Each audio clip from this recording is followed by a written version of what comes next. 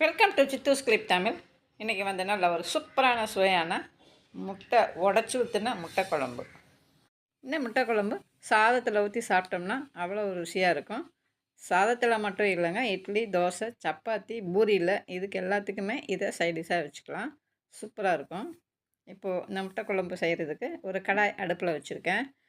சூடானதுக்கப்புறம் ஒரு குழிக்கரண்டி எண்ணெய், கொஞ்சம் எண்ணெய் அதிகமாக ஊற்றினா தான் இந்த முட்டை குழம்பு நல்லாயிருக்கும். அதில் ஒரு அரை டீஸ்பூன் கடுகு உளுத்தம் பருப்பு, ஒரு 1/4 டீஸ்பூன் சீரகம், ஒரு 1/4 டீஸ்பூன் சோம்பு. இது நல்லா பொரியணும். நல்லா பொரிஞ்சதுக்கப்புறம் அடுப்பு சிறுக வச்சு நல்லா பொரிய விட்டு அதுக்கப்புறமா வெங்காயம் போடணும். ஒரு 10 சின்ன வெங்காயம், ஒரு 8 பல் பூண்டு, சின்ன பல் பூண்டு. இதை இடி உரலில் போட்டு நல்லா இடித்து இந்த மாதிரி போட்டுருங்க. இது நல்லா வதங்கணும். எண்ணெயில் நல்லா மொறுமொறுப்பாக வதங்கணும்.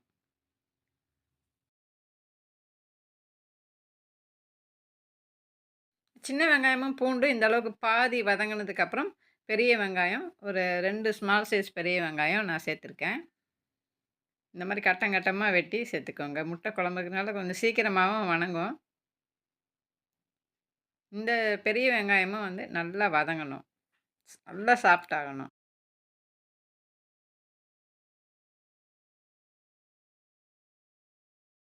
வதங்கும் போதே கொஞ்சம் கருவேப்பிலை சேர்த்துக்கிறேன். வெங்காயத்தில் கொஞ்சமாக உப்பு போட்டு வதக்குனோம்னா வெங்காயம் சீக்கிரமாக வதங்கிடும். நல்லா கோல்டன் ப்ரௌன் கலர் வரணும். இப்படி வந்ததுக்கப்புறம் தக்காளி சேர்த்துக்கணும். தக்காளி 3 தக்காளி எடுத்திருக்கேன். 3 தக்காளி நல்லா மிக்சியில் போட்டு இந்த மாதிரி அரைச்சி சேர்த்துக்கோங்க. நல்லா டேஸ்ட்டாகவும் இருக்கும். அதே சமயத்தில் இந்த தக்காளி தோலோடு அப்படியே பிசிறிட்டு இருக்காது. நம்ம சாப்பிடும்போது நல்லா நீட்டாக இருக்கும் குழம்பு. இந்த அரைச்சி சேர்த்துக்கிட்டிங்கனாவே நல்ல டேஸ்ட்டாக இருக்கும். இந்த தக்காளியும் நல்லா பச்சை வாசனை போகிற அளவுக்கு வதங்கணும். தக்காளி வதக்கும் போதே ஒரு டீஸ்பூன் இஞ்சி பூண்டு பேஸ்ட்டு சேர்த்துக்கிறேன். அதையும் சேர்த்து தக்காளியோட போட்டு வதக்கினோம்னா கொஞ்சம் ஈஸியாக இஞ்சி பூண்டு அந்த பச்சை வாசனை போயிடும். அதனால் 2 பச்சை மிளகாவும் கீரி அதிலே போட்டுக்கிறேன். இது நல்லா வதங்கினதுக்கப்புறம் மசாலா சேர்த்துக்கலாம். நம்ம காரத்துக்கு ஏற்றவாறு நம்ம தனி மிளகாய்த்தூள் சேர்த்துக்கலாம். நான் ஒரு அரை டீஸ்பூன் தனி மிளகாய்த்தூளும் 1 டீஸ்பூன் மல்லித்தூளும் சேர்த்துருக்கேன். அதோட ஒரு 1/4 டீஸ்பூனுக்கு கம்மியாக மஞ்சத்தூள் சேர்த்துக்கிறேன்.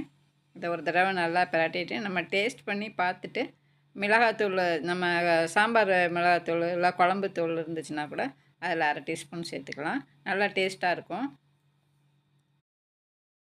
மசாலா தூளெல்லாம் சேர்த்ததுக்கப்புறம் நல்லா அந்த பச்சை வாசனை போகிற அளவுக்கு, எண்ணெய் பிரிஞ்சு வர்ற அளவுக்கு இதை நல்லா வதக்கிக்கணும். இப்போது அந்த டிஷ்ஷுக்கு தேவையான உப்பும் சேர்த்துக்கிறேன். பத்தலைன்னா பின்னாடி கூட போட்டுக்கலாம். போட்டுட்டு தண்ணி சேர்த்துக்கிறேன். தண்ணி வந்து நல்லா ஒரு 2 கப்பு தண்ணி நான் சேர்த்துக்கிறேன். இதோட நல்லா இது ஒரு தடவை கொதிக்க வைக்கணும். இது அப்படியே ஒரு மூடி போட்டு நல்லா ஒரு 3 நிமிஷத்துக்கு நல்லா கொதிக்க வைக்கணும். எல்லா பொருளையும் வந்து எண்ணெயில் நல்லா வதக்கி, எண்ணெய் பிரிஞ்சு வர்ற அளவுக்கு, பச்சை வாசனை போகிற அளவுக்கு நல்லா வதக்கி தான் நம்ம தண்ணி ஊற்றுறோம். இருந்தாலும் தண்ணி ஊற்றுனதுக்கப்புறம் இந்த மாதிரி தளபலன்னு நல்லா கொதிக்கணும். கொதிச்சதுக்கப்புறம் தான் தேங்காய் ஊற்றுறேன். தேங்காய் வந்து ஆப்ஷன் தான். அப்படியே இருந்தால் இப்படியே முட்டையை உடச்சி ஊற்றிக்கலாம். இப்போ நான் கொஞ்சம் தேங்காய் அரைச்சி ஊற்றுறேன். ஒன்றுமே இல்லை, ஒரு 2 பத்தை தேங்காயும் ஒரு அரை டீஸ்பூன் சோம்பும் இதில் அரைச்சி ஊற்றிருக்கேன். கொஞ்சம் குழம்பு நிறையா வேணும், அதுக்காக வேண்டி டிஃபனுக்கும் ஊற்றி சாப்பிட்ணுமேனு நான் அரைச்சி ஊற்றிருக்கேன். கொஞ்சம் திக்னஸ் அதிகமாக இருக்குது, இன்னும் கூட கொஞ்சம் தண்ணி ஊற்றிக்கலாம். தண்ணி ஊற்றி நல்லா இந்த மாதிரி கொதிச்சதுக்கப்புறம் முட்டையை உடச்சி ஊற்றலாம். இப்போ அது பக்கத்தில் நல்லா குழம்பு பக்கத்தில் போய் முட்டையை உடச்சி கையில் வச்சுக்கிட்டு அது பக்கத்தில் போய் நல்லா ஓப்பன் பண்ணி விடணும். அந்த மஞ்சள் கரு வந்து உடஞ்சிடக்கூடாது. அப்போ தான் அந்த குழம்புல வெந்து உங்களுக்கு அது ஊற்றுறதுக்கு கஷ்டமாக இருந்தாலும் இந்த மாதிரி கிண்ணத்தில் உடச்சி ஊற்றி பக்கத்தில் கொண்டு போய் கிண்ணத்தில் அப்படியே இதில் ட்ரா பண்ணிடலாம். இப்போ இது கலக்காமல் ஒன்றும் பண்ணக்கூடாது. அப்படியே ஒரு மூடி போட்டு ஒரு 2-3 நிமிஷத்துக்கு அப்படியே விட்டுறணும். அடுப்பு வந்து கொஞ்சம் சிம்மில் வச்சுக்கோங்க, கம்மியாக வச்சுக்கணும்.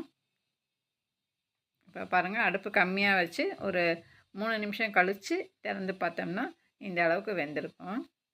இப்போ அப்படியே நம்ம கரண்டி வச்சு கொஞ்சம் அப்படியே தனித்தனியாக, நான் ஒரு 4 முட்டை போட்டிருக்கேன். இது அப்படி கொஞ்சம் தனித்தனியாக அப்படியே இடத்த மாற்றி விட்டுக்கலாம். அப்போ நம்ம சாப்பிடும்போது அதை எடுத்து போடுறதுக்கு வசதியாக இருக்கும். அதுக்காக பாருங்கள், இந்த மாதிரி ஒரு முட்டை இந்த மாதிரி வரும். இப்போ அப்படியே கொஞ்சமாக மேலாப்புல மல்லித்தழையை தூவி விட்டு இறக்கி பரிமாறலாம். ஒரு நல்ல சூப்பரான சுவையான முட்டை குழம்பு ரெடி ஆயிருச்சு. நீங்களும் இதை கண்டிப்பாக ட்ரை பண்ணி பாருங்கள். இன்னும் மற்றொரு வீடியோவில் சந்திக்கிறேன். பிடிச்சிருந்தா லைக் கொடுத்து சப்ஸ்கிரைப் பண்ணி விடுங்க. தேங்க்ஸ் ஃபார் வாட்சிங்.